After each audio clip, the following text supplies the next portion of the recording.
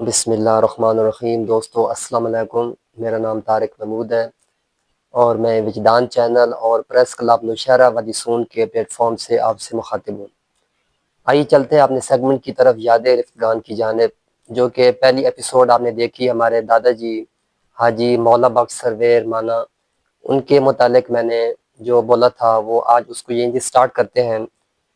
آپ HKSRA یعنی شاہی توپ خانے میں رہے، اور اس وقت جو جنگی قیدی تھے جو پاکستان سے بھی تھے اور انڈیا سے اور دوسرے جو کئی ممالک تھے ان میں سے تھے، تو کچھ عرصہ آپ شاہی توپ خانے میں بھی رہے، اور اس دوران جو جنگی قیدی تھے وہ وہاں سے اپنی جان سے بھی ہاتھ دھو بیٹھے تھے۔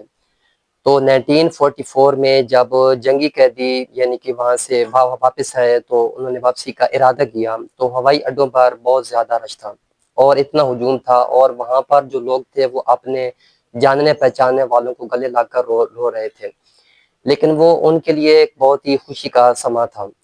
آپ 1944 میں جب آپ نے وطن واپسی کا ارادہ کیا تو اس وقت تو قائد اعظم محمد علی جناح کی قیادت میں تمام جو مسلمان تھے وہ مسلم لیگ کے جھنڈے تلے پاکستان یعنی کہ اپنے الگ وطن کا مطالبہ کر رہے تھے۔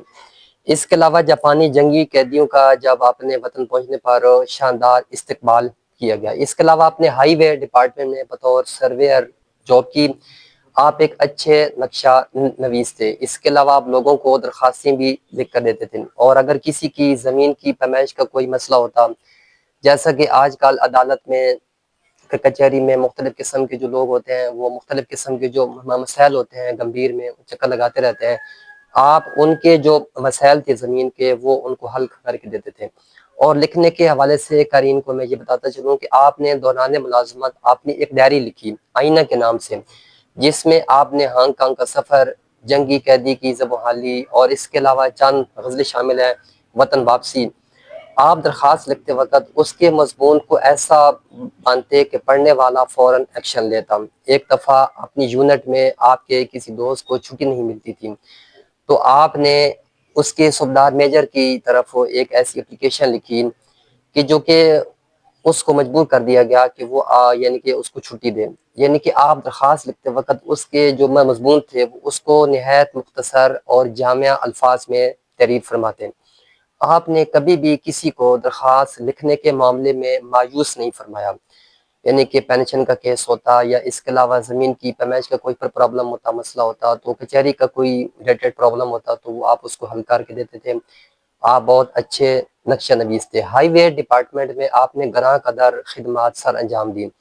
آپ کو چینی اور اردو زبان بہت اچھی لگتی تھی۔ اس کے علاوہ آپ نے تقریباً 12 سے زائد ممالک کا سفر کیا۔ آپ کو سیر و سیاحت اور ڈائری لکھنا آپ کے پسندیدہ مشاغل میں سے تھا۔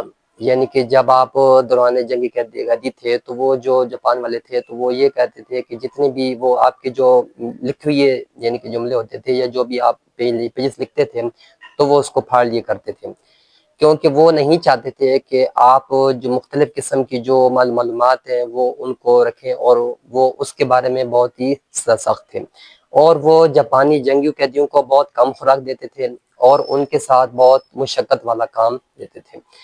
اس کے علاوہ پڑوسیوں کے ساتھ آپ اس میں سلوک سے پیش آتے تھے۔ اس کے علاوہ آپ کو چین سے بھی پینشن ملتی تھی۔ ہائی وے کے محکمے میں آپ نے بہت زیادہ خدمات سر انجام دی۔ سیر و سیاحت اور ڈائری لکھنا آپ کے پسندیدہ مشاغل میں سے تھا۔ آپ واقعی بہت اچھے اور نیک سیرت انسان تھے۔ سن 2008 میں آپ وفات پا گئے اور خالق حقیقی سے جا ملے۔ ہم آپ کی تحریروں سے روزانہ کچھ نہ کچھ سیکھتے ہیں، جس میں آپ کے سفر نامے، آپ کی غزلیں اور چند ایسی جامعات تحریریں ہیں کہ جن کی مدد سے ہم بہت کچھ سیکھ سکتے ہیں۔ آپ کو ہم سے بچھڑے ہوئے 17 سال کا عرصہ بیت چکا ہے، لیکن ہم آپ کی تحریروں سے بہت زیادہ سیکھتے ہیں اور ان کو لمحہ بہ لمحہ آپ کی یاد یعنی کہ آتی ہے۔ ہم آپ کی تحریروں سے بہت زیادہ سیکھتے ہیں۔ خداوند کریم آپ کی قبر کو منور فرمائے اور کرور کڑور جنت نصیب کرے۔ وہ بچھڑا کچھ اس ادا سے کہ روتی بدل گئی، ایک شخص سارے شہر کو ویران کر گیا۔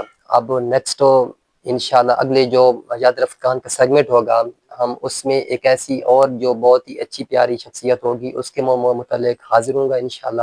تو تب تک کے لیے طارق محمود کو اجازت دیجیے. اللہ حافظ.